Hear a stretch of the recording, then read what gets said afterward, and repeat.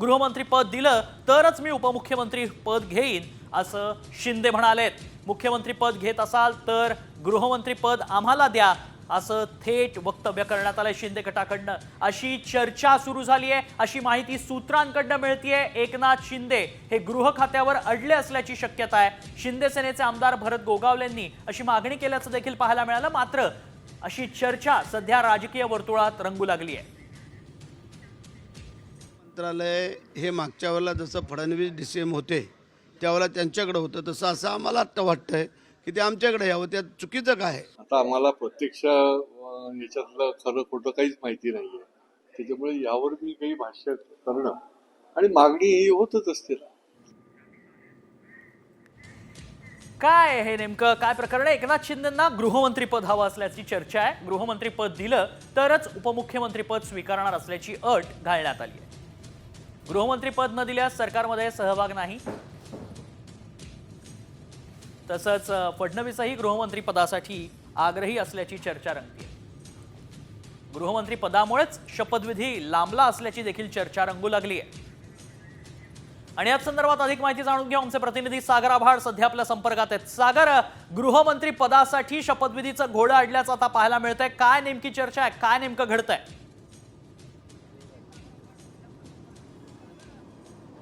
तन्मय, आपण जर पाहिलं तर उद्या 8 दिवस होतील निकाल लागून। 8 दिवसानंतर कुठलीही प्रक्रिया जी आहे ती महायुतीकडून झालेली आपल्याला पाहायला मिळत नाहीये। मुख्यमंत्री कोण होणार, कुणाला कुठलं खातं मिळणार या संदर्भात 8 दिवस कुठली नाही। काल हे तीनही नेते जे आहेत ते दिल्लीमध्ये त्यांनी बैठक घेतलेली होती। आज सकाळी माध्यमांमध्ये तिघांचे फोटो आले, त्यामध्ये एकनाथ शिंदे नाराज असल्याचं स्पष्ट दिसत होतं आणि त्याच्या चर्चाही सुरू झाल्या। मात्र माध्यमांशी एकनाथ शिंदे काल ज्या पद्धतीने बोलले होते ते आज माध्यमांशी कुठल्याही पद्धतीने बोललेले नाही आहेत आणि ते म्हणजे रिलॅक्स होण्यासाठी गावाला गेलेत अशी माहिती जी आहे ती नेत्यांनी दिलेली आहे आणि ते गावामध्ये दाखलही झालेले आहेत। निवडणुकीचा हा थकवा आहे आणि त्यांनी गावाला जावं असं साहजिकच या आमदारांना वाटत होतं।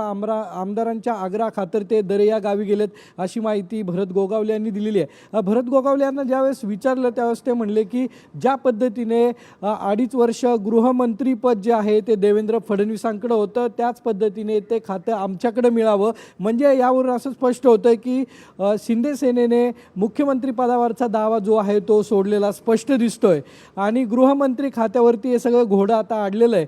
त्यामुळं DCM जरी पद घ्यायचं असेल तर त्यासाठी गृहमंत्रीपद पाहिजे किंवा अन्य महत्त्वाची पदं पाहिजेत।